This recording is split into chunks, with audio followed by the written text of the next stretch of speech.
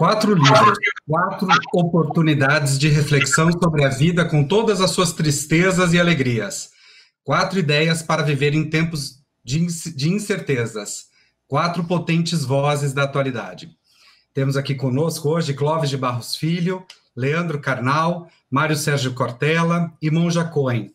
Eles estão lançando pela Papiro Sete Mares o box 4x4, Reflexões para Bem Pensar, Bem Sentir, Bem Agir e Bem Viver.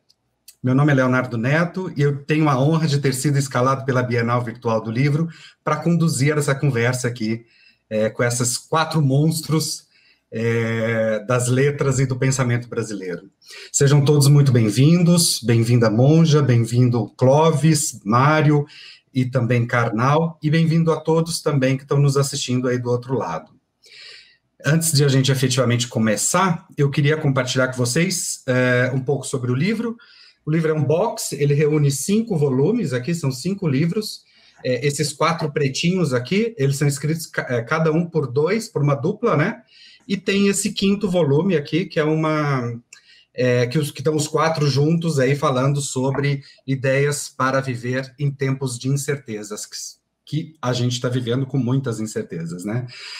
E antes da gente começar também, eu queria falar um pouquinho de como é que vai ser a dinâmica dessa nossa mesa, né? Eu separei aqui alguns trechos de cada um dos livros que eu vou ler, e na sequência a gente conversa sobre esses livros, tendo como protagonistas os 2 autores de cada um desses livros, e é claro que os outros 2 que não estão exatamente naquele volume, se quiserem comentar, obviamente o microfone vai estar aberto. Eu vou colocar a capa do box aqui atrás para todo mundo ficar vendo, e vou começar aqui com Felicidade ou Morte, de Clóvis de Barros Filho e Leandro Carnal. Eu vou pegar aqui a página que eu separei, a página 16, é uma frase do Clóvis. Vou pegar aqui. A felicidade será sempre um ponto distante, algo que nos escapa, que não completa, se não completamente, pelo menos de forma parcial.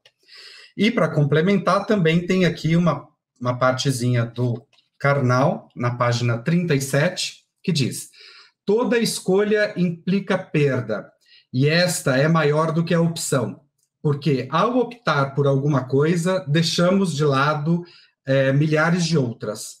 Cada escolha é única e o que deixamos de lado é muito maior. Associar essas escolhas à felicidade é provavelmente um caminho muito difícil. E aí, tendo lido esses 2 trechos, eu queria começar essa conversa, então, com o Clóvis e com o Carnal, perguntando para vocês o que define uma vida feliz e o que resta da vida depois que a gente tira a felicidade. Não sei, acho que o Clóvis ainda está mutado no microfone. Eu começo, então. Quando nós gravamos esse livro na casa do Clóvis, não?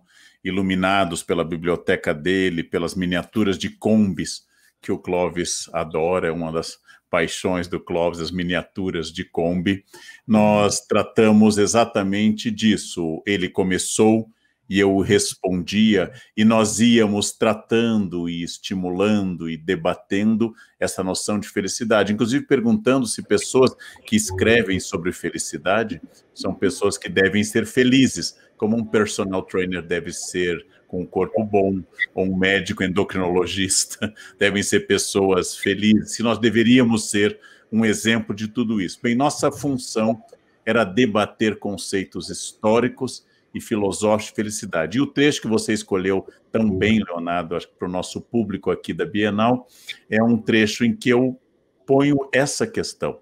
Quando o nosso amigo que falará em breve, Mário Sérgio Cortella, casou, ele teve que optar entre 3,5 bilhões de mulheres no planeta, no mínimo. Ele escolheu uma entre elas, a Cláudia, né? E isso significa que o que eu deixo de lado é muito maior. A vida da Monja Cohen é uma permanente mudança e escolha entre carreiras de jornalista, carreiras ligadas à difusão do budismo. O Clóvis fez uns 35 cursos superiores, 170 doutorados, e também poderia ter feito outros. Nós somos frutos de renúncias. E o único drama do nosso mundo, para começar, ou o drama que eu quero notar para começar, é que as pessoas querem escolher tudo.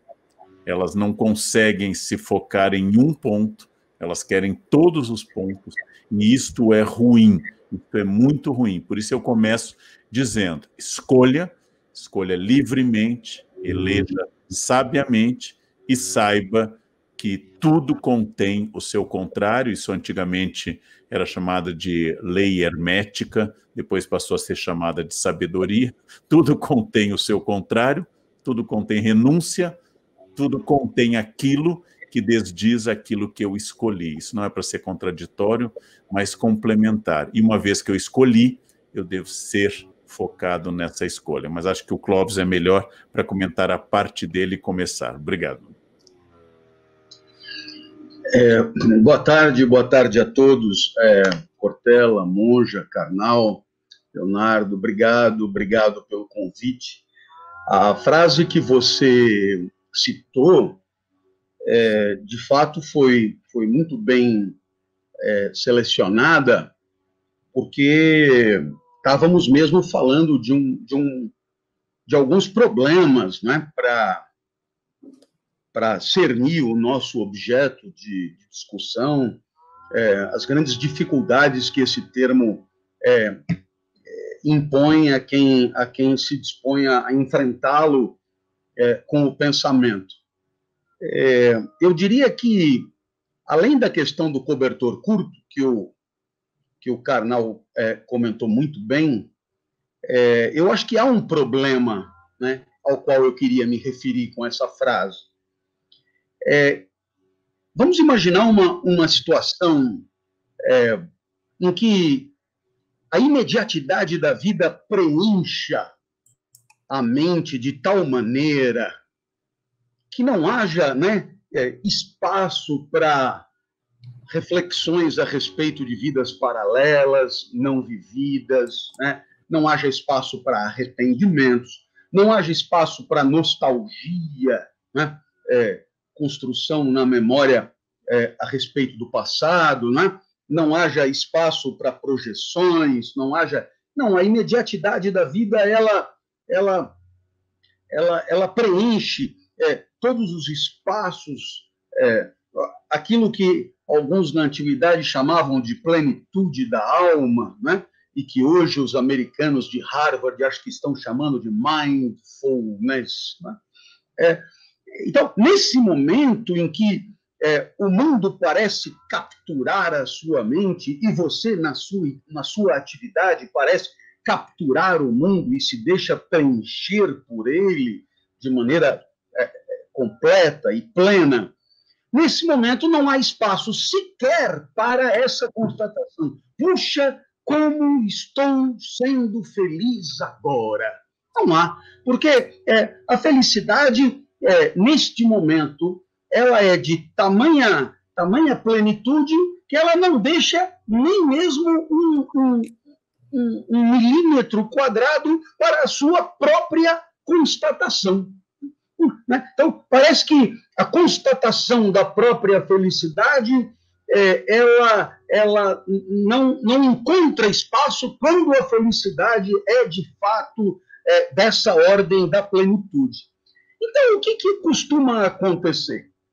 Costuma acontecer que a consciência dessa vida boa vivida, ela se dá quando justamente ela arrefece, quando ela acaba, quando ela começa a se esfacelar, a diminuir ou a desaparecer mesmo. Então, eu podia dar algum exemplo. Não sei se você se lembra do programa do Jô. Quando a entrevista era boa, né, o Jô encerrava a entrevista e dizia: bem, falamos aqui com Monja Cohen, por exemplo. E aí todo mundo entendia que a entrevista tinha terminado e o pessoal dizia: olha, o que aquele indicava? Aquele indicava, primeiro, eu não gostaria que isso acabasse. Eu não gostaria que isso acabasse tão cedo. Eu gostaria que esse instante de vida continuasse. Eu estava completamente preenchido pelas palavras da monja. E agora que acabou, eu me dou conta dessa ruptura, desse fim, desse estado tão mágico que a monja nos proporcionou. Então, eu me dou conta que a felicidade acabou de acabar. E agora, porque a plenitude arrefeceu e diminuiu, há espaço para alguma constatação de que eu fora feliz, né? Tivera sido feliz instantes atrás. É isso que eu quis dizer. Parece que, mais ou menos como o que acontece com a morte, né? Que o Karnal gosta tanto de mencionar lá dos antigos, não sei se foi Sêneca que falou, né? Se estamos, a morte não está. Se a morte está, já não estamos mais. Portanto, há um desencontro de princípio, um desencontro dramático com a morte. Pois parece que há um desencontro entre a nossa consciência de felicidade e a nossa felicidade propriamente dita, de tal maneira que, quando temos consciência dela, parece que ela já nos escapou. E quando ela é plena, pungente e viçosa, ela impossibilita a consciência dela mesma. Então, se você me disser que para ser completamente feliz seria interessante ter consciência da própria plenitude, eu vou dizer, pelo menos no meu caso, eu me limito sempre a falar no meu caso, eu sei lá o que acontece com os outros, mas no meu caso, eu estou feliz e não tenho consciência disso, eu tenho consciência de que a felicidade já se esvaiu, escapou-me pelos dedos, foi o que eu quis dizer com a frase que você citou. Eu acho que agora eu consegui pelo menos dizer o que eu quis sugerir com aquela alusão ali que você citou. Muito bem. Passamos para o próximo livro? O Inferno Somos Nós, novamente Karnal. Peço para você continuar na roda, agora com o outro par, agora com a monja. E eu queria falar um pouquinho sobre cada um desses volumes, né? Acho que o Karnal deu a entender aí que são diálogos, e realmente são diálogos, né? Acho que vocês gravaram isso em determinado momento, e isso foi transcrito para os livros. E falar também do volume, né? Porque eu apresentei o box, o projeto gráfico de cada um dos livros, é bem bonito, traz aqui na capa o título em hot stamp, prateado, assim, uma coisa bonita, não sei se vocês conseguem ver aí, e ele também está muito bem diagramado, com uma guarda bonita aqui, o livro está muito bonito, parabéns a vocês e à editora. Então, eu separei aqui novamente alguns trechos, e o livro fala muito sobre a cultura de paz, né, que é um grande assunto do momento, eu diria, e eu separei aqui também alguns trechos que eu estou tentando trazer meu mouse para cá, mas ele não está querendo vir. Na página 25, é um trecho da monja. Ela coloca: a proposta de uma cultura de paz é uma revolução muito grande, uma grande transformação individual e social. E eu trouxe também aqui uma parte do Karnal, na página 58, que ele diz: a cultura de paz já está na maioria dos textos, ela ainda não está, é na maioria dos corações. E aí eu justamente quero começar esse papo perguntando para vocês, apontando que a gente tem visto, né, que as relações humanas estão escassas de diálogo e de tolerância, mesmo com todas as diversidades que a gente vê nas ruas e na vida, muitas vezes a tolerância e o diálogo não acontecem. E aí eu queria perguntar a vocês como sair desse cenário de violência e construir uma sociedade menos agressiva e mais acolhedora, e, sobretudo, pegando esse carona aqui com esse trecho do Karnal, como fazer para tirar a cultura da paz do papel, que é um assunto, como eu disse, do momento, e inseri-la nos nossos corações. Bom, eu acho que começamos por nós, né? Por cada um de nós. Como é que nós nos relacionamos com a realidade, com as outras pessoas, com a sociedade e com o mundo? Será que eu tenho ódio de alguém, eu cultivo esse ódio, esse rancor? Será que eu quero exterminar alguém? Será que eu posso levantar minhas mãos, como dizem todos, vidas negras importam? Será que eu realmente posso fazer isso sem querer queimar um ônibus ou invadir uma loja e destruir a loja? mas apenas manifestar e mostrar aquilo que está faltando de maneira não violenta, a manifestação é muito importante. Então, quando a gente fala de uma cultura, cultura no sentido de cultivar, né? Como a gente tem cultura de arroz, de feijão, a gente vai ter cultura de paz. Então, a gente tem que revolver esse solo, um solo que está maculado, um solo que não está muito limpo, nós precisamos arar esse solo de novo e depois plantar essas sementes. E essas sementes são plantadas e elas estão em cada um de nós. Como é que nós regamos essas sementes do afeto, do respeito, da consideração pelo outro, de perceber que é possível conviver em harmonia, que podemos pensar de forma muito diferente, ter pontos de vista muito diferentes, escolaridade diferente, cor de pele diferente, culturas e etnias diferentes, e podemos conviver em harmonia, procurando essa harmonia do todo. Não, mas começa com o indivíduo. Se eu não me conheço, se eu não sei quem eu sou, se eu não sou capaz de responder à realidade de uma maneira mais gentil e suave, eu vou continuar cultivando uma cultura de violência. Quando as pessoas criticam muito alguns governantes das suas palavras, suas gestualidades, suas propostas consideradas violentas, e quando falam de forma violenta contra eles, estão perpetuando a cultura da violência. Mas eu posso entender que essas pessoas, provavelmente algumas delas, não tiveram um embasamento educacional muito adequado. Eram crianças lindas, bebezinhos lindos. E, ao mesmo tempo, o que receberam? Vinham com algumas características genéticas, mas tiveram experiências educacionais e de convívio que foram transformando-os nas pessoas que agora se manifestam dessa forma. Então, eu não odeio a pessoa, eu não quero exterminar a pessoa, eu posso até compreender, mas não aceitar. E aí eu tenho que me manifestar. E a minha manifestação não é de ódio por alguém, mas é contra valores e princípios que sejam violentos e que destruam a possibilidade de uma cultura mais harmoniosa, de mais respeito à vida. É por aí. Complementando o que minha colega e amiga Monja falou, eu vou começar lamentando uma coisa nesse livro, que ele continue atual. Eu lamento isso. Eu lamento que a gente tenha escrito há alguns anos em situação de extrema polarização e que, passado alguns anos, felizmente para a editora e os direitos autorais, e infelizmente para o Brasil, o livro continue bastante atual. Nós invertemos a frase do Sartre, o inferno são os outros, trouxemos uma reflexão comum à psicanálise, à filosofia e ao budismo, de que toda prática começa com uma transformação e começa com uma consciência de quem eu sou, qual é o meu papel dentro dessa história. E aí, lembrando o que a Monja começou a dizer, se é uma cultura, nós fazemos culturas de bactérias, fazemos culturas de arroz.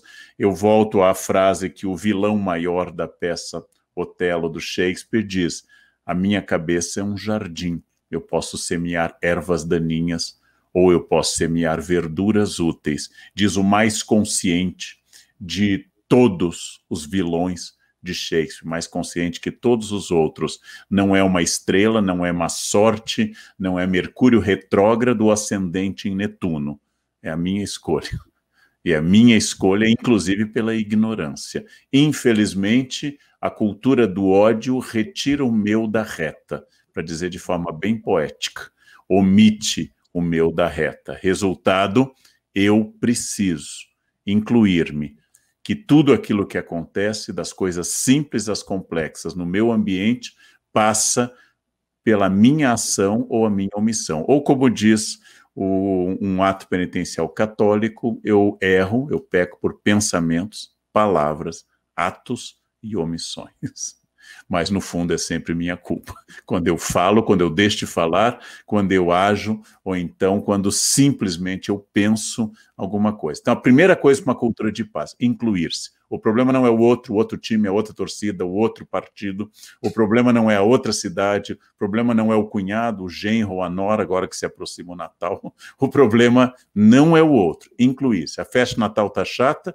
O que você tem como participação acionária nessa festa? Qual é a parte sua nessa sociedade para a festa ser interessante? O emprego, o país, as eleições. Inclua-se inclua-se na solução. Isso já é um grande passo para uma cultura de paz, usando o verbo tão bem empregado pela monja, cultivar. Cultive a paz, né? Liberte-se da vaidade, que é um dos grandes elementos, e a ignorância, para que a cultura do ódio ocorra. Muito bem. Monja, a senhora permanece conosco aqui, porque a gente vai falar agora de Nem Anjos e Nem Demônios, que está escrito aqui, em parceria com o Cortella, e o livro, ele fala sobre virtudes e vícios. Novamente, vou buscar aqui trechos, eu estou com a página 13, um excerto aqui do Cortella. Nós somos seres capazes de virtudes e de vícios, somos angelicais e demoníacos, ou, como diria você, a monja, o inferno habita ou está em nós, e a monja, na sequência, responde ele dizendo que o céu também. E eu separei aqui mais um trecho na página 94 da monja, em que ela diz: nem bom nem ruim, acho que o ser humano nasce com determinadas características que podem ser alteradas por meio da educação, isso a senhora já até falou aqui, né, do convívio e de práticas que o transformam. E eu separei um terceiro trecho também do Cortella, em que ele diz: a vida é tão magnífica e é um mistério tão estupendo que a desperdiçar, isto é, fazer menor do que ela pode ser, é uma ofensa. Não uma ofensa a alguém, a alguma divindade, a forças esotéricas, mas é uma ofensa à própria vida. É uma forma de diminuir-se, de ser menor do que se de fato é. E aí eu pergunto para vocês como se adianta ser bom e justo no mundo que é mau e injusto, se há possibilidades de a gente transformar esses vícios em virtudes. A gente tem resposta para essas duas questões, que vocês fazem no livro, inclusive? Exatamente porque o mundo não é bom e nem justo ainda, que a gente tem de sê-lo. Afinal de contas, se houvesse a partilha contínua da bondade e da justiça de modo perene, de modo que não tivesse nenhum tipo de alteração, ausência, ou como lembrava o Karnal antes, de abdicação, não haveria necessidade desse exercício. Afinal, a gente tenta produzir beleza, porque a não beleza ela é uma possibilidade. A gente tenta produzir aquilo que é o modo de acolhida, porque a segregação também é uma possibilidade. Daí que, sem fazer aí um lado maniqueísta de exclusões e inclusões, ainda assim, como duas forças vitais, a possibilidade da vida e a possibilidade da não vida, no sentido de negação daquilo que permite que a vida exubere, ela é uma força bastante presente. Afinal de contas, o Karnal lembrava antes, uma parte do texto religioso dos católicos ligados por minha culpa. Evidentemente que essa percepção de culpa, ela pode estar conectada à noção de responsabilidade, não obrigatoriamente de culpa. A culpa tem sempre um peso um pouco mais de base, quase que metafísica, supondo que há um grande avaliador ou há grandes avaliadores sobrenaturais que decidem se eu sou bom ou ruim. Quando eu estou, junto com a monja nesse livro, Nem Anjos, Nem Demônios, colocando a geração da bondade ou da maldade não como um efeito que em mim chega e eu não tenho alternativa, mas como uma geração interna à minha condição de existência. De fato, Leonardo, ao citar um trecho em que eu falava da própria vida, vez ou outra me perguntam se você encontrasse a divindade, se existe uma divindade e ela por você fosse encontrado, isso significa, em princípio, daquilo que é a possibilidade que eu teria já findado a minha existência, o que eu gostaria que ele me dissesse. Uma vez eu perguntei isso para Leonardo Boff, o que você gostaria de perguntar a Deus? Ele disse, eu teria muito mais perguntas a fazer a ele do que ele teria para fazer para mim. E é claro que ele está utilizando aí uma paráfrase de uma outra reflexão mais antiga que ele faz muito bem. Mas sabe o que eu gostaria? Que ao chegar e encontrá-lo, encontrá-la, encontrá-los, seja lá a pluralidade, dado que a noção de Deus ela é ela não é unívoca, né? Ela é plurifacetada, mas ao encontrar, né, essa ideia daquilo que é o divino, né, ou a divina, que ele dissesse assim: valeu, Cortella.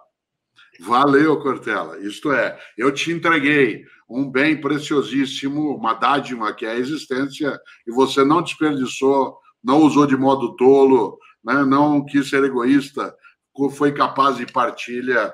Valeu, Cortella. Valeu o quê? Valeu a possibilidade de eu fazer a escolha de não descartar, não deixar apodrecer, não minimizar aquilo que é imenso, né, que é a nossa própria vida. Né? Nesse sentido, quando nós estamos em momentos em que sustentar a vida é desesperador, e quem não colabora para que a vida seja sustentada numa comunidade de vida, que é uma cidade, um estado, uma nação, um planeta, é absolutamente, né, alguém que é cúmplice, né, de um homicídio brutal em relação ao tipo de recusa a esse cuidado. É claro que eu, sem dúvida, entendo que nem anjos, nem demônios.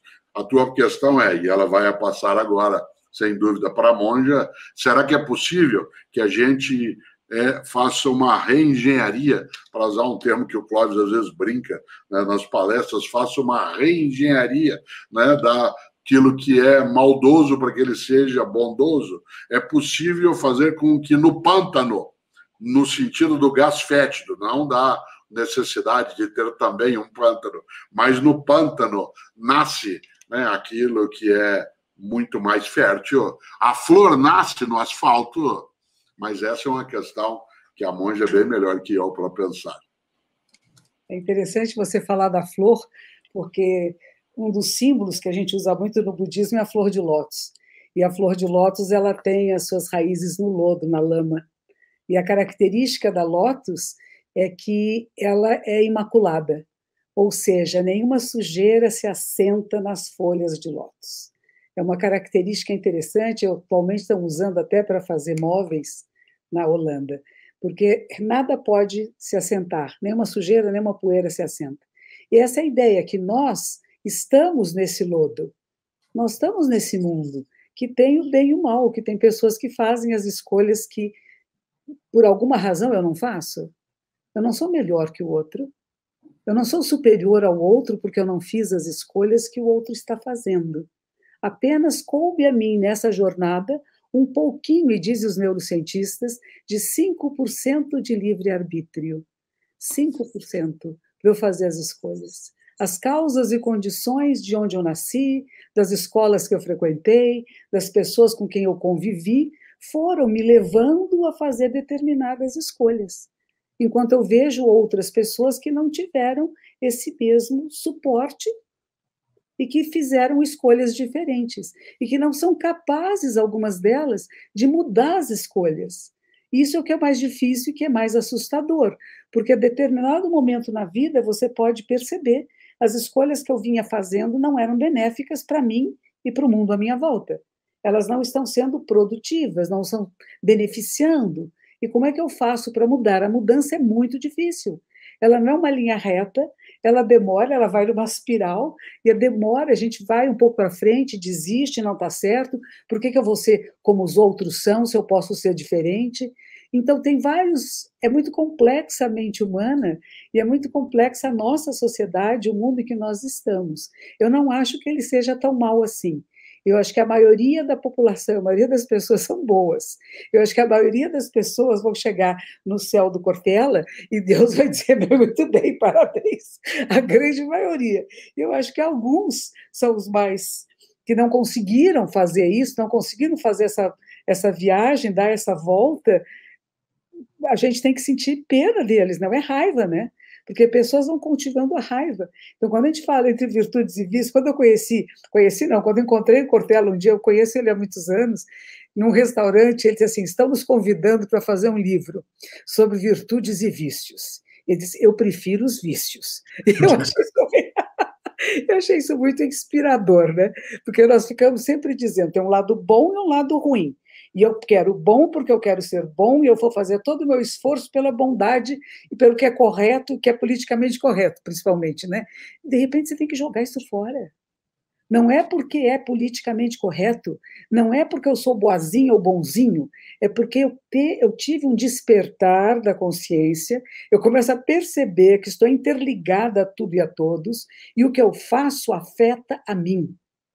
A minha palavra, o meu gesto, a minha atitude, o meu pensamento afeta a mim, a meus filhos, meus netos, bisnetos.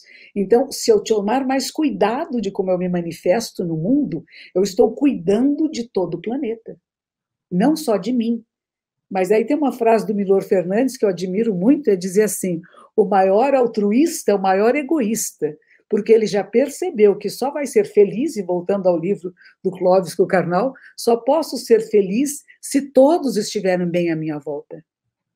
Eu não tenho uma felicidade individual separada, eu não me recorto da realidade da sociedade e do mundo. Nós estamos no meio da pandemia que está todo mundo pandêmico, né? E não é dizer eu estou fora e eu não tenho nada com isso, é uma gripezinha e está tudo bem. Nós sabemos que é muito grave e estamos esperando agora as vacinas, né? Que elas cheguem aí, e será que é virtude ou vício? O que você vai fazer com isso? Como que essas vacinas vão chegar até nós? E uma das coisas que eu pensei recentemente, eu estava vendo o avião do presidente Trump, mostraram na televisão. Imagine que o cinto de segurança dele, a fivelinha é de ouro puro. Não é bonito isso? A fivelinha do cinto de segurança é de ouro puro. E eu fiquei pensando, tantos países, o nosso inclusive, que não é muito rico, não é tão... poderiam, por que essas pessoas que são tão ricas no mundo todo não poderiam doar as vacinas para todos os países?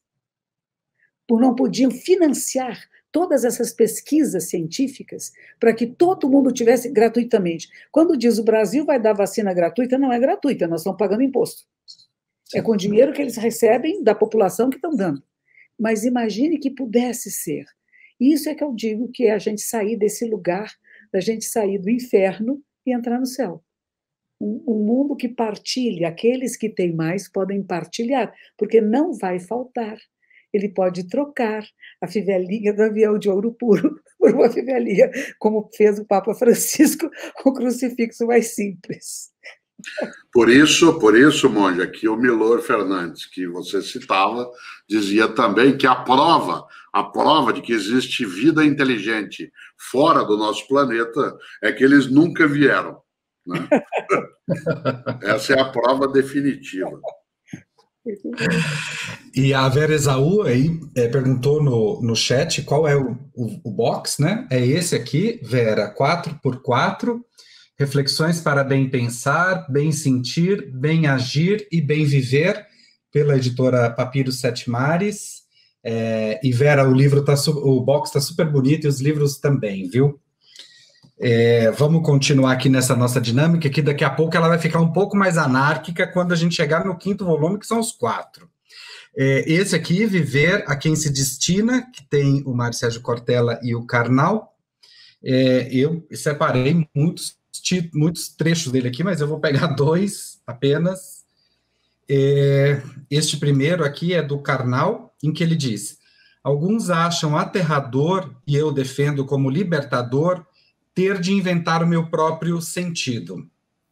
E depois, na página 77, tenho aqui um trecho do Cortella em que ele diz, deixa eu só ver se... ter de assumir, só me confirmando aqui se é isso mesmo, ter de assumir as próprias escolhas nos exige lembrar que toda escolha é uma abdicação, um assunto que a gente já passou por aqui, né? Quando escolhemos algo, estamos deixando de lado todo o restante. Por isso, nenhuma escolha, quando é feita com inteligência, é isenta de sofrimento. E tem aqui um outro trecho, que talvez, que também é do Cortella, em que ele diz: temos uma série de variáveis à nossa volta, que não precisamos chamar de destino, não precisamos chamar de trajetória fadada, nem de determinismo. Não controlamos tudo, mas temos algo que sim. E isso que você controla, controle, é a recomendação. E aí, quando eu li eu li o livro e eu fiquei pensando muito nesse momento que a gente está vivendo, que é um momento, em algum momento que vocês falam de ineditismo também, né? É um momento que para mim é inédito, nem tão inédito assim, porque eu sou de Goiânia e vivi lá a época do Césio, então já vivi uma quarentena na minha vida. Mas, de todo modo, é um momento inédito para muita gente, essa história de a gente ter que se isolar, de não ter controle de quase nada mais, a gente não perdeu o controle de um monte de coisas, que talvez a gente tivesse antes uma fantasia de que a gente estava controlando, e isso tudo me trouxe a palavra ansiedade, mas que é um assunto que quando eu estava lendo me veio à cabeça. Mas a pergunta, na verdade, é falar um pouco sobre essa liberdade, né? O quanto que a gente é livre, a Monja disse aí que os neurocientistas disseram que 5% é livre-arbítrio, mas o quanto que a gente é livre para traçar as nossas próprias trajetórias, e o quanto há um destino que nos rege de alguma forma para que a gente siga a nossa vida, se é que existe algum destino, né? A pergunta, acho que talvez seja essa: existe alguma coisa que nos predetermina a isso ou aquilo? Bem, eu não sei se, como Cortella falou há pouco, deixar um tempo para descansar. A Monja é otimista quando fala de 5% de liberdade. Ela é otimista. Agora, há pessoas que dão respostas muito variadas sobre isso. Eu, por exemplo, não acredito em destino. Destino pressupõe uma prisão, uma natureza, uma essência que sigo. A ideia que está contida aí, que é uma ideia de Jean-Paul Sartre, o filósofo que morreu em 1980, de que nós somos condenados à liberdade. Sendo condenados à liberdade, nós temos que inventar a nossa própria história.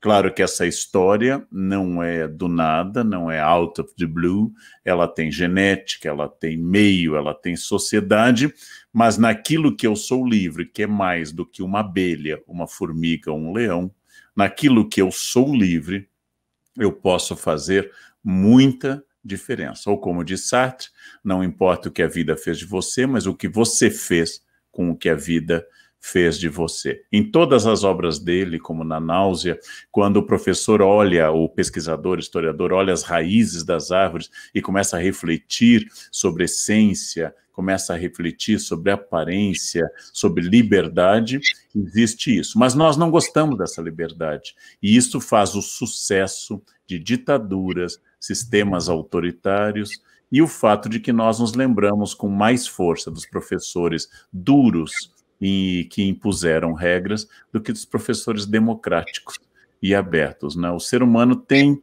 uma tradição de gostar de abrir mão dessa liberdade e de encontrar felicidade num cercadinho delimitado por terceiros. Por quê? Abrir mão da responsabilidade da liberdade é abrir mão dos custos das escolhas. Então eu digo que eu não fui feliz porque minha esposa era neurótica, eu não fui feliz porque o país é mal governado, eu não fiz o que eu deveria fazer porque meus pais não apoiaram, é ótimo, porque, de novo, não foi minha escolha. Talvez o que mais nós gostemos na vida é retirar nossa responsabilidade. E Sartre dá uma resposta, que não é a única. Não é a única resposta. Há outras respostas filosóficas distintas dessa. Eu estou condenado à liberdade, eu não sou onipotente, mas também não sou impotente. E entre a noção de onipotência e a noção de impotência, existe um espaço muito vasto chamado livre-arbítrio humano, com todos os condicionantes, e eu retomo essas escolhas constantemente quando eu escolho viver e não me matar, ou não me matar, quando eu escolho não prejudicar alguém, e assim constantemente. Então, é uma escolha, e essa escolha é pesada. Por isso que eu entendo aquela angústia que eu já brinquei em palestra, da família que vai à pizzaria, encontra 150 sabores de pizza, os mais exóticos possíveis, quando, na verdade, só há 5 pizzas no planeta Terra. Calabresa, mussarela, 4 queijos, marguerita e português. Só há essas pizzas. O resto é bobagem, delírio, infantilidade gastronômica. E as pessoas ficam olhando aquela de rúcula com pimenta biquinho no mel de engenho, debatem, vamos pedir uma meia calabresa e meia 4 queijos. É isso. O excesso de liberdade também assusta as pessoas, não? assusta. Por isso que nós vivemos, o Cortella já refletiu sobre isso em outra obra, uma era de curadoria. Nós vivemos em uma era em que a gente gosta que as pessoas digam o que eu devo ler, 10 dicas para você relaxar, 5 livros essenciais, 4 maneiras de você viver melhor, e assim por diante, né? Você pode procurar todos os curadores e gurus do mundo, você continuará sendo livre, e a dor e a delícia que decorre dessa liberdade. É isso que eu quis insistir, estamos condenados à liberdade. Leonardo, quero fazer um comentário nisso, mas eu queria fazer uma pergunta para o Clóvis, por conta da ideia de destino, né? Mas antes eu quero fazer um comentário em relação a isso que o Karnal lembrou. Eu acho, de fato, né, que talvez a melhor condição para escolher é quando você não tem escolha, no sentido de ferimento, né, de sofrimento. Eu brinco sempre, talvez o maior brinde, né, que uma divindade dentro de algumas das crenças ofereceu é o que se chama de escolha de Adão. Né, escolha de Adão. Afinal, no livro do Gênesis, né, dos judeus, adotado pelos cristãos e islâmicos, há, né, 2 relatos em relação ao aparecimento do ser humano. Num deles, né, o masculino antecede, o feminino, o homem, antecede, né, a mulher. E diz o texto, né, no seu modo de tradução, que a divindade cria o homem, depois ele cria a mulher, né, e ao fazê-lo, após criar aquilo que foram chamados depois de Adão e Eva, ele chama Adão e diz, agora vá e escolha uma mulher. Né, escolha uma mulher. A escolha de Adão não foi assim tão complexa. Afinal de contas, ele tinha, né, como possibilidade a única possibilidade. E quando a tua possibilidade é a única possibilidade, né, que é a possibilidade que não tem alternativa, ela aparece como sendo mais confortável. Nós não gostamos dessa ideia. Nós, humanas e humanos, preferimos ter mais do que uma alternativa para várias coisas, inclusive, como o Karnal falava, vida e não vida, né? O Clóvis foi, né, um grande atleta, um grande nadador, foi campeão em vários momentos, em vários lugares. Né? Diferentemente de mim, né, que fui campeão de truco e fui campeão de tênis de mesa, medalhado como o Clóvis, eu nunca fui na natação o que ele conseguiu ser. Ora, qual é a alternativa na competição, Clóvis? Aí eu penso, por falar de mundo, de vida, é vencer ou vencer. O Barão de Coubertin, ele estava animado com a ideia e a vida tem que ser mais cooperativa, muito mais leve, ou como já escreveu você, mais cheia de gentileza. Como é que é a ideia de destino, a ideia de escolha quando você, por exemplo, está numa disputa? Olha, bom, primeiro, obrigado pela pergunta. Esse negócio de ter ganho campeonatos, eu sinceramente não lembro. Você deve ter sido mal informado por alguém que quis esculhambar com a minha reputação. Eu mal e mal me arrastava dentro da piscina e fazia de tudo para não atrapalhar os meus companheiros. Mas, bom, já que você mencionou, eu queria destacar inicialmente uma coisa interessante que eu observava em mim, né? Em mim. Quando você vai competir, você compete a sua prova individual, e se você, bom, tem um desempenho razoável, você é chamado pelo clube ou pela delegação para fazer o revezamento, né? E, portanto, isso envolve uma prova coletiva, né? E, bom, eu era nadador de peito numa época que o nado de peito era muito fraco no nosso país, sempre foi o nado mais fraco na natação brasileira, com algumas exceções, como José Silva Fiolo, que chegou a campeão mundial, bem antes de eu nadar, e nadava lá no Botafogo, onde eu tive a oportunidade de treinar durante um ano. Mas eu me lembro que, num dos momentos importantes que eu fazia revezamento com o Ricardo Prado, fazíamos revezamento de 4x100 medley. E esse revezamento, esse time, enfim, teve algum destaque, campeão paulista, brasileiro, sul-americano, etc. E o Ricardo Prado abria a prova com 100 metros costas, que era o nado principal dele. E ele deixava uma vantagem significativa frente aos demais competidores. E aí o nado seguinte era peito, e era eu. Então, havia ali uma dimensão de constrangimento enorme, porque, puxa vida, eu já recebia a prova praticamente vencida. A única coisa que eu não podia fazer era permitir que o adversário que nadasse peito também recuperasse uma distância imensa que o Ricardo Prado havia livrado da equipe dele. Então, invariavelmente, eu fazia no revezamento um tempo melhor do que eu fazia na prova individual. E isso eu acho que merece uma avaliação muito interessante, assim, do tipo que você faz com maestria, né? A responsabilidade por um desempenho que diz respeito a uma unidade maior do que você mesmo supera o próprio ganho, a própria felicidade, a própria glória da vitória individual.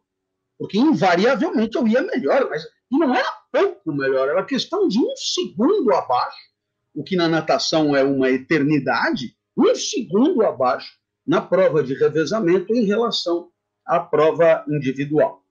Bem, isso é uma coisa. A segunda coisa diz respeito ao que eu acredito mesmo sobre o ato mesmo. Você sabe que o Aristóteles falava em dinamis, que é a potência, exis, que é a repetição, o treinamento, o ensaio, e a energeia, que é propriamente o momento de busca da excelência, né? O momento do desempenho. Eu acho que quando você pratica um esporte num nível razoável, dinamis, exis e energeia compõem um tripé que faz muito sentido, né? Se você imaginar a saltadora lá com vara, ela tem uma potência imensa, um talento imenso, ela treinou 8, 10 horas por dia, mas sumiu com a vara no momento da energia. Quer dizer, há a possibilidade de um fracasso na hora, né, da aferição da excelência, né? E o que eu te diria? Somos adestrados, e essa é a minha opinião, somos adestrados a viver a vida em função de resultados que estão fora dela, né? Assim, é uma lógica utilitária que nos escraviza. Fazemos, então, lá o primeiro ano primário no Colégio São Luís, com a tia Maria das Graças, que depois acabou indo dar aula na filosofia na FEFELEC, especialista em Francis Bacon, né? Mas ela era minha professora do primário, do primeiro ano, e ela passou o ano inteiro falando do segundo ano, né? O segundo ano, sim, é que é legal, é que é bacana, é que é incrível, é que é maravilhoso. Já seria de levantar a mão e perguntar, mas por que vamos rebaixar a vida em nome de uma quimera, não é? Em nome de uma antecipação, de um delírio, do futuro no presente de Agostinho, né? Porque não valorizamos a vida da imediatidade vivida e tal. É claro que quando chegou no segundo ano, a tia Guiomar começou a falar do terceiro, depois a tia Marlene falava do quarto, depois do ginásio, o Mário Zan falava de passar no vestibular, depois os professores da São Francisco falavam no exame da ordem e nos concursos públicos, e depois as pessoas no RH falavam em plano de carreira, né? E no final da vida haverá alguém para dizer que o melhor ainda é depois que tudo acabar. Então, eu penso que há uma espécie de complô civilizatório contra a vida, um complô de rebaixamento da vida, que faz com que todo o valor está um tiquinho na frente, né? Um tiquinho na frente. Ora, agora respondendo à tua pergunta, da mesma maneira que os professores perderam a oportunidade de mostrar a maravilha que é estudar por estudar e aprender por aprender, se deparar com uma ideia nova. Pô, eu estou fazendo aí um bate-papo com o Ilan, que vocês conhecem, o Ilan Bremen, sobre os ensaios de Montaigne, e lá no 8º ensaio, Montaigne diz, por exemplo, que ele adora férias, adora aquele jeito do Montaigne e tal, e ele diz, a única coisa é não deixar o espírito vagabundeando às soltas, porque ele é como uma erva num terreno baldio, ele é terrível, é melhor dar a ele um trabalho dirigido, uma atividade. Eu brincava sempre, vai resolver uma equação do 2º grau e não me enche o saco, mas é bem essa ideia. Se você deixa o espírito vagabundeando às soltas, ele vai te trazer um rato morto na boca quando ele voltar. Olha, quando eu li isso, eu quase chorei, porque era uma intuição, era uma coisa. E aí vem um gênio e põe aquilo com aquela clareza meio irritante, assim, de quem é genial. E você vai dizer, o que eu vou fazer com isso? Não, o que eu vou fazer? Não, eu já fiz. Que foi o prazer, o contentamento, o encantamento, como o aprendizado no momento da leitura, no momento em que as coisas aconteceram.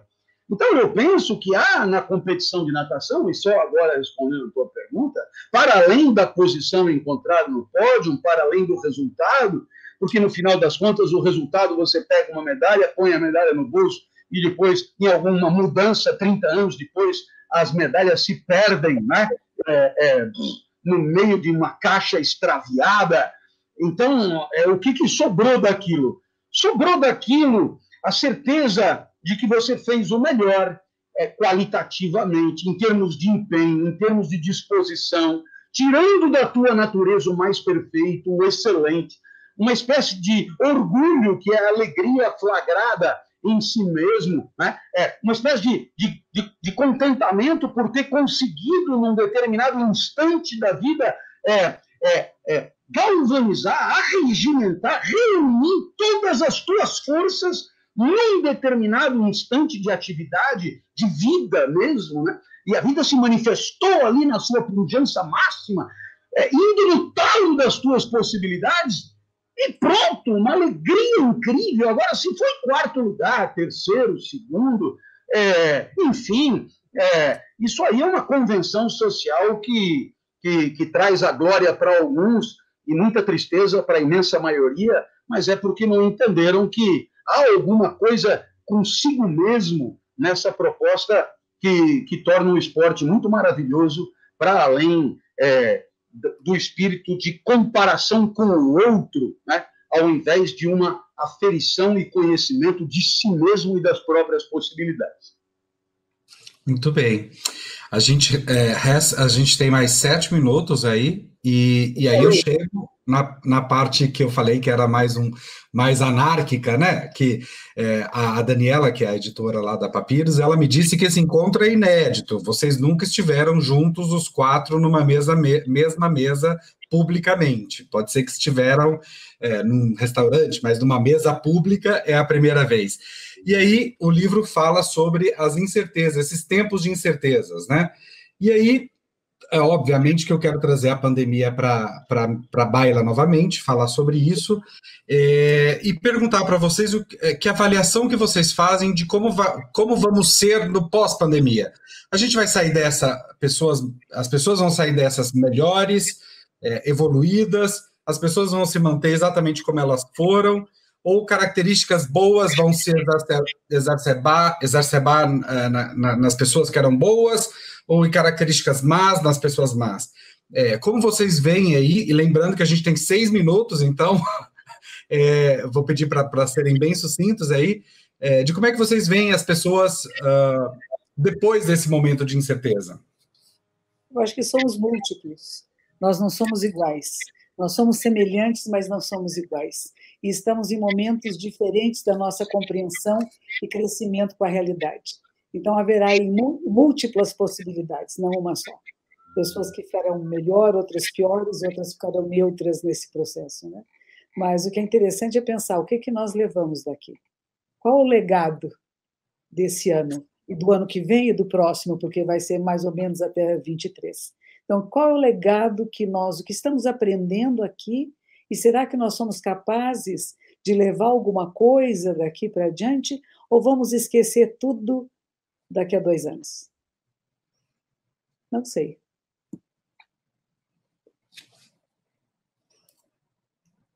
Os meninos têm algo... o Karnal se desmutou. Os meninos é ótimo. Que aí você falou meninos, eu voltei para trás. Bem, em geral, as crises, especialmente as crises que contêm essa enzima aceleradora, que são as revoluções, as guerras e as pandemias, eles costumam revelar as máscaras dos heróis e dos canalhas. Então, uma guerra não melhora a humanidade, mas produz heróis e produz canalhas. Uma família cristã colocou no sótão de casa, com grande risco, a família de Anne Frank. Um outro cristão denunciou aos nazistas. Então, não existe um mérito prévio e dado para nada. Anne Frank viveu o verdadeiro isolamento social, 2 anos com pouca comida num sótão, se saísse morria. Isso é isolamento. O nosso, com Netflix, não é isolamento dentro desse padrão. Então, não melhoramos nem pioramos, mas aceleram-se as máscaras que caem. Eu não sei sobre o futuro, mas até agora a nossa pandemia tem revelado, tanto no plano político quanto no plano público, muitos canalhas e alguns heróis. Então, nós continuaremos vivendo, acho que, essa realidade. Leonardo, essa questão que você fez ainda em março, me fizeram, se eu achava que a gente sairia melhor, dado que a pandemia houvera sido indicada e decretada em fevereiro de 2020. A gente já em março dialogava sobre como seria depois, porque se imaginava que depois era maio, ou junho, ou julho, ou agosto, ou setembro, né? E, portanto, 2 coisas. Primeiro, nós somos ruins de previsão, né, como humanidade, né, aos vários momentos que se anunciava, né, que haveria a cessação da tempestade. Segundo, eu disse na época, e retomo, a última grande conversão, né, que eu vi, né, na filosofia, na religiosidade ocidental, foi a de Paulo, né, do apóstolo Paulo. Depois disso, eu não vi outras que apareceram, né, desse modo, e nem acho, tal como Karnal levantou aí a própria monja, que a gente vai ter, né, uma ressurreição do espírito humano pela bondade, todos de mãos dadas. Quem dera, eu gostaria muito. Muita gente já mostra desde agora como será depois. Aliás, porque assim já era antes. Uma outra pessoa não, alterou seu modo. Mas eu quero concluir com uma fala caipira. Eu sou caipira de Londrina, moro na capital paulista há mais de 50 anos, mas no interior, né, não só em Goiás, mas no Paraná também, a gente diz o seguinte: nunca tente ensinar um porco a cantar. Você vai ficar exausto e vai irritar o porco, certo? Nunca tente ensinar um porco a cantar. Você vai ficar exausto e vai irritar o porco. Há pessoas que não adianta, você não vai conseguir ensiná-la a cantar. E outras serão capazes de mudar, inclusive, a sua conduta. Mas em larga escala, assim não penso. Nós vamos ter que lidar mesmo com a pandemia, porque parece que a idiotice ela é mais invencível. O mundo pós-pandemia é uma projeção, mas está sendo gestado na imediatidade das nossas decisões, das nossas condutas e das nossas escolhas. Não me agrada muito imaginar o mundo como um espetáculo que vai abrir as cortinas e eu vou descobrir em que ele se transformou. Me agrada mais a ideia do protagonismo, arregaçar as mangas e contribuir para alguma transformação, já que agora ela parece mais bem aceita, uma transformação que seja alinhada com nossos valores, nossos princípios, aquilo que gostaríamos que a humanidade fosse, a nossa sociedade fosse, e assim por diante. Então, menos do que a curiosidade de saber o que vai acontecer, e mais uma certeza de que, se tiver que mudar, pois que conte com a minha participação, a minha intervenção, a minha proposta, né, para todos, para a vida, para a convivência e assim por diante. Queria aproveitar esse instante, eu falei rápido, aproveitar esse instante para agradecer a você, Leonardo, pela oportunidade, pela editora que teve essa iniciativa muito bonita de nos reunir, para mim, motivo de orgulho, todos sabem disso, de estar lado a lado com esses 3 colegas, aproveitar para agradecê-los, os 3, em vários momentos, foram decisivos para que eu pudesse ter o meu trabalho apresentado, prefaciado, criticado, observado, lido e assim por diante. Aproveitar a oportunidade, não é sempre que estamos juntos, para agradecer aos 3 pela participação decisiva naquilo que eu tenho feito. Então, foi uma alegria estar com todos e uma oportunidade, o que a gente poderia chamar de um encontro alegre, potencializador e feliz. A repetir, portanto. Então, eu gostaria de finalizar essa mesa trazendo um recado aqui do Vitor Tavares. Ele me mandou um WhatsApp agora, pedindo para dizer para vocês que é uma honra receber personalidades tão importantes na primeira Bienal Virtual de São Paulo, e ele reconheceu que este é um momento histórico, e ele diz: estamos escrevendo mais um capítulo da história da Bienal do Livro de São Paulo, agora em tempo de pandemia, virtualmente, muito mais acessível a todos. Então, com este recado do Vitor, eu faço o último merchan aqui do livro, que é o box, na verdade, 4x4, Reflexões para Bem Pensar, Bem Sentir, Bem Agir e Bem Viver, que reúne esses 4 monstros aí, que eu tive a honra de mediar nessa mesa. Boa noite a todos, muito obrigado por estarem aqui conosco, Monja, Clóvis, Karnal e Cortella, e a todos que nos acompanharam até o final. Tenham todos uma boa noite. Até logo.